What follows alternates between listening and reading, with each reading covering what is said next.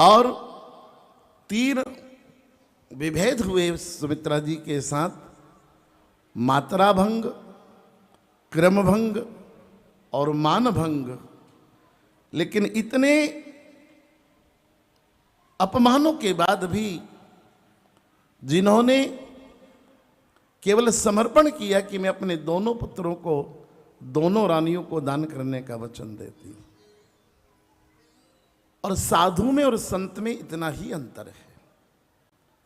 आप किसी का अपमान करें, उपहास करें, उसे हानि पहुंचाएं और जो उसे सहन कर जाए वो साधु कहलाता है। लेकिन सहन ही नहीं करे, उसके बदले आपका उपकार कर दे, तो फिर वो साधु नहीं रहता, वो संत हो जाता है। गोस्वामी जी कहते हैं, तुलसी संत सुवंब तरु फुलहि फलहि परहेत और इतते पाहन हनत उतते फल। आपने आम को पत्थर मारा, आम पत्थर सहन कर जाता तो साधु हो जाता, पर आम पत्थर सहकर भी 2 आम गिरा देता है आपके भोजन के लिए, वो संत हो जाता है। अपकार करने वाले का भी जो उपकार करने पर तुला हो, चंदन को काटो और घिसो तो भी सुगंध दे, इसलिए चंदन संत है। वो काटने और घिसने वाले को भी सुगंध ही, इसलिए ये भक्ति का लक्षण है। इसलिए कम मिला, जब मिलना था तब नहीं मिला, जिसके हाथ से मिलना था उसके हाथ से प्रसाद न मिला, तो भी सुमित्रा ने अपकार का बदला उपकार से चुकाया। 2 ही सावधानी से सुनना, यही भक्ति का लक्षण है। और भक्ति का एक लक्षण यह है कि मुझे किसी ने कभी पूछा कि भगवान कभी शंकर भंग पीते हैं? मैंने कहा किसी शास्त्र में नहीं लिखा कि भगवान शंकर भंग पीते हैं, पर हां, मैं जिस शिव की पूजा करता हूं वो मेरा शिव जरूर भंग पीता है। और अगर मेरे शिव ने भंग न पी होती तो मैं कभी उस शिव की पूजा ही न करता। और आज आपको बताना चाहता हूं कि महादेव ने कब भंग पी, शिव ने कब भंग पी। समुद्र मंथन चल रहा था और देवता सारे आनंद में थे, असुर सारे आनंद में थे कि अब उच्चाश्रवा घोड़ा निकलेगा, अब ऐरावत हाथी निकलेगा, अब महालक्ष्मी निकलेगी, अब कामधेनु निकलेगी, अब कल्पवृक्ष निकलेगा, अब कौस्तुभ मणि निकलेगी, अब अमृत निकलेगा। लेकिन ना लक्ष्मी निकली, ना ऐरावत हाथी निकला, ना कौस्तुभ मणि निकली, ना धनवंतरी भगवान आए, ना सारंग धनुष आया, ना अमृत निकला। अचानक हलाहल निकल गया। और जैसे हलाहल निकला सब देवता रोने लगे। बोले क्या हुआ? बोले रंग में भंग हो गया। महादेव ने कहा क्या हुआ? बोले इस हलाहल ने जहर में निकलकर रंग में भंग कर दिया।